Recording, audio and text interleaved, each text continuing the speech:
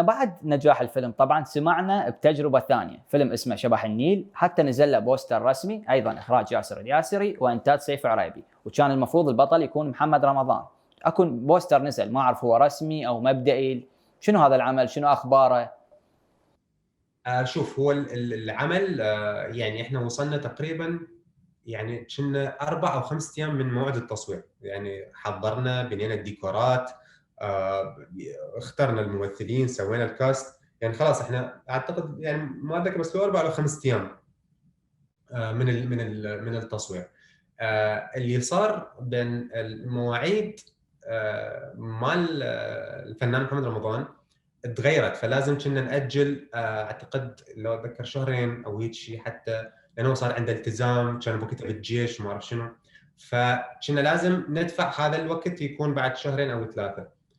بعد شهرين و3 من هذا الموعد اتداخلت المواعيد، يعني لأن أنت تدري العمل الفني ما بيه شخص واحد، بيه عدة أشخاص، فلمّا يعني هي مثل يسموه الdomino effect، يعني مثل الدومنة، إذا أول واحد يوقع كل البقية توقع وياه. ف أي فالموعد لمّا اتغيّر مالته هواي مواعيد من ضمنها مواعيد الصراحة اتغيّرت، رجعنا كل مرّة نريد نضبّط المواعيد، الصراحة ما ضبطت، بعدين دخلت علينا كورونا اللي هي يعني قلبت كل الأشياء. لحد الآن المشروع يعني عمليًا ونظريًا المفروض يكون قائم، ولكن شو وقت أنا بالنسبة لي ما أدري، لأنه يعني حتى على الكالندر عندي ما شايفه بوقت قريب أمانةً يعني.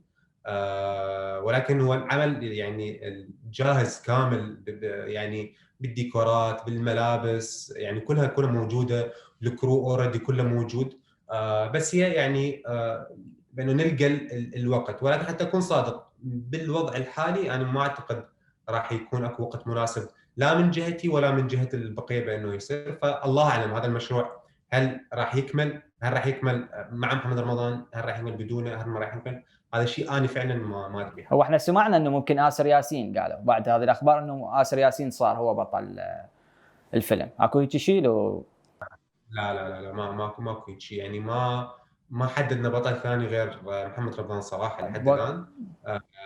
يعني يعني أنا already مرتبط بمشاريع ثانية، فما أقدر يعني أرجع أشتغل عليه المشروع إلا بعد ما أخلّص ارتباطاتي الثانية.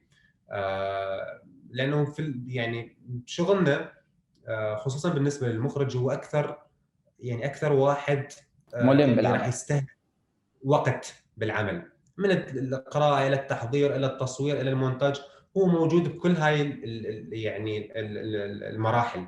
فممكن الفيلم ياخذ يعني أقل شيء 6 شهور، هذا أقل شيء ياخذ من المخرج.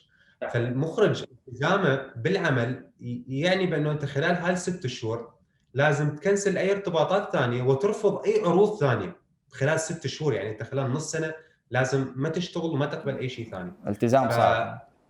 أي طبعًا التزام صعب، يعني مو مثل بقية الكرو حتى الفنيين ممكن يجي على قد التصوير، المونتير يجي على قد المونتاج، يعني المخرج هو موجود بكل المراحل، فحتى تظل تأجل الناس ما تقدر، يعني أنت يعني صعب إنه تظل تأجل مشاريع ثانية أو ناس أنت مرتبط بهم أصلًا، فالموضوع يوقع بمكان جدًا صعب، وأكو حتى أفلام عالمية تأجلت 7 و8 سنين يعني أصلًا.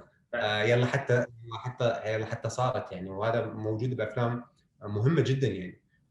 والسبب أعتقد هذا يعني الأكثر هو المُخرِج، لأنه هو اللي يستهلك أكبر وقت.